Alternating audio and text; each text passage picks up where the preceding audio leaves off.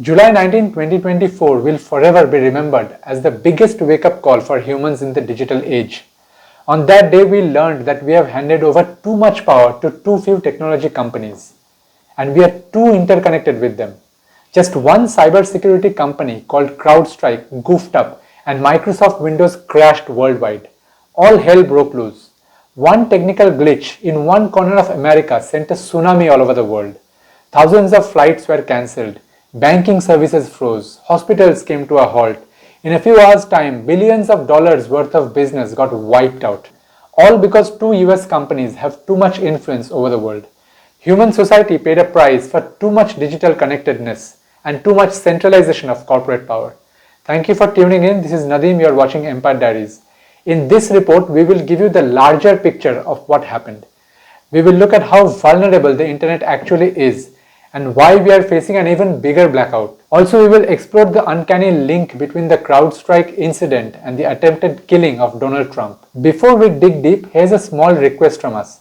Empire Diaries is a genuinely independent news analysis platform.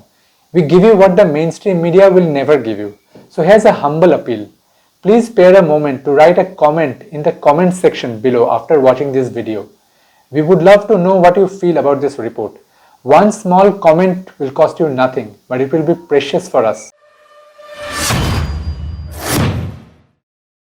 These days we've been busy celebrating artificial intelligence and ChatGPT, as if a digital revolution is going on. There is no doubt 2023 was the year of AI. We are no longer just talking about AI innovation in the abstract, we are seeing real product making, deployment and productivity gains. We are hardly noticing how high-tech companies are using their popularity and charm to become our masters. While we are increasingly relying more and more on tech companies, we are ignoring an old saying, never put all your eggs in the same basket. On July 19, the basket fell and we lost all the eggs. Too much responsibility was given to CrowdStrike, and too many businesses relied on Microsoft Windows. What happened when they fumbled together? We had a digital earthquake that disrupted life and business. Suddenly, the world woke up to a harsh reality that when it comes to the internet, we are walking on thin ice. We are too deeply interconnected with enormous technology brands. We are unaware of the consequences of this overconnectedness. Businesses and essential services in dozens of countries were knocked out by the Microsoft CrowdStrike fumble. North America, Western Europe and Australia were worst affected. That's because businesses in those countries are most over-dependent on US tech platforms. Here in India, most of the disruptions were reported in Delhi and Bengaluru. In these two cities, a vast number of big companies are solely dependent on Microsoft Windows for daily operations. Silicon Valley will tell us the past is past, let's move on. But it will be a big bad mistake if we don't learn any lessons from this episode.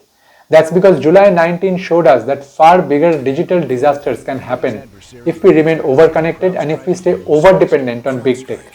We are talking about tech companies like Alphabet, Amazon, Meta, Microsoft, Apple, Visa, MasterCard, Zoom, Wikipedia and a few others. If the blackout of Windows operating system can cause this, think about what will happen if other big tech services crash. Take Alphabet for example. The US conglomerate owns Gmail, Google Search, YouTube, Google Maps, GPay, Chrome browser and Google Meet. What if a glitch someday knocks down Alphabet? Here in India, for personal and even official purposes, we are totally dependent on Gmail. Our confidential material and vitally important data are in our Gmail accounts. Then we use Google Search for everything we need, from things we want to buy to things we want to know. Now just think about what will happen if Alphabet's platforms face a disruption. Let's say a wrong software update crashes Google. Your precious email account will disappear. Your search engine will be gone. Without Google Maps, where will you look for directions? Without YouTube, where will you watch videos and free movies?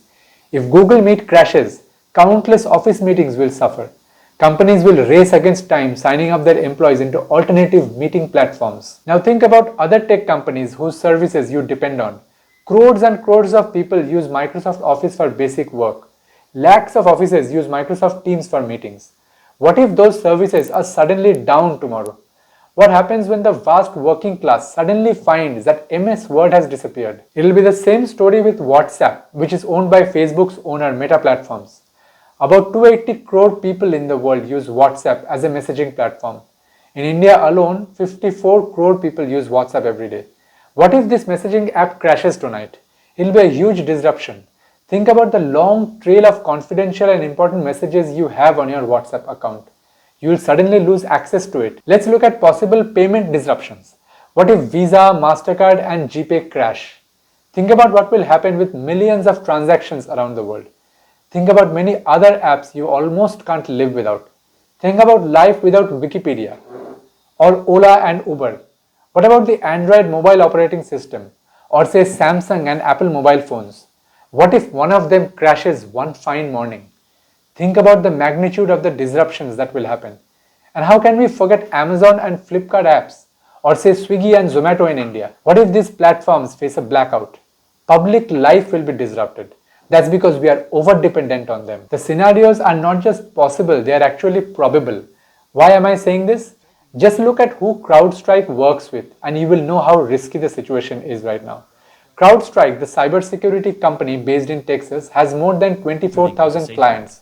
Now all of them are mid-sized or large businesses. Do you know who their clients are apart from Microsoft? There's Amazon, Google, Visa and Intel. Plus more than 80% of state governments in the US use CrowdStrike. In fact, the national governments of Australia, Germany and Israel use CrowdStrike for security. Isn't that something scary and uncomfortable? What if the next glitch at CrowdStrike takes down Visa, Amazon, Google or say computers of some big governments?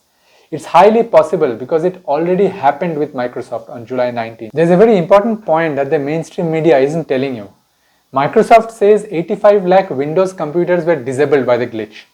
What we are not told is that those 85 lakh computers are only 1% of the total number of Office use Windows computers in the world. So the whole world shook when only 1% of Windows computers were affected. Now imagine the devastation if 20% or 50% Windows machines are disabled by a glitch. It means businesses around the world today are too deeply dependent on MS Windows or Apple Mac operating system. The situation is so sensitive that just 1% disruption is big enough to cause widespread damage. There's another uncanny angle to the whole story. The internet blackout might have something to do with Donald Trump. On July 13, Trump survived an assassination attempt in Pennsylvania. It's clear that unseen controllers of the Democratic Party possibly tried to knock out the Republican candidate. Now in 2019, Trump had publicly criticized CrowdStrike. Why? CrowdStrike was working as an undercover cyber intelligence agent. It was working against Trump's Republican Party at that time. It investigated and exposed that Russian intelligence was helping Trump's election campaign through hacking activities back in 2016. So Trump was angered by CrowdStrike's investigative work during his pre-election days. Fast forward to the present. 6 days after Trump survived an attempt on his life, his enemy company, CrowdStrike, suffered a big blow. The whole world was told that CrowdStrike is the villain behind the July 19 blackout. So if you connect the dots, a question naturally comes up. Is the CrowdStrike incident related to Trump's attempted killing? Was CrowdStrike's humiliation a reaction to Trump's assassination attempt? We'll never know these things in black and white. Uncomfortable truths are never spoon-fed. They are too big to be disclosed. As a critical thinker, you can only research, use your common sense, and connect the dots. Let's come back to the July 19 shutdown. Did you know that China, Russia, Iran, and North Korea faced very little disruptions that day? The rest of the world was shaken, but these 4 countries felt only minor tremors. That's because their governments, their domestic industries, and their citizens hardly use Microsoft. In fact, they hardly use Western technological services, especially those from the US. There are very few clients of CrowdStrike in these 4 countries. These governments promote the use of local cybersecurity platforms and locally made tech services. That's why they were largely insulated from the global digital earthquake. The moral of the story? Do share and adopt technologies from far away, but avoid a situation where Silicon Valley dominates every aspect of your life and economy. Because when things go wrong, you'll be left stranded and staring at a blue screen. Thanks for watching. Subscribe to our YouTube channel for more such reports. Don't forget to click on the bell icon so that you can get an update whenever we publish a report. You can also follow our work on our website empirediaries.com. Stay tuned, stay informed.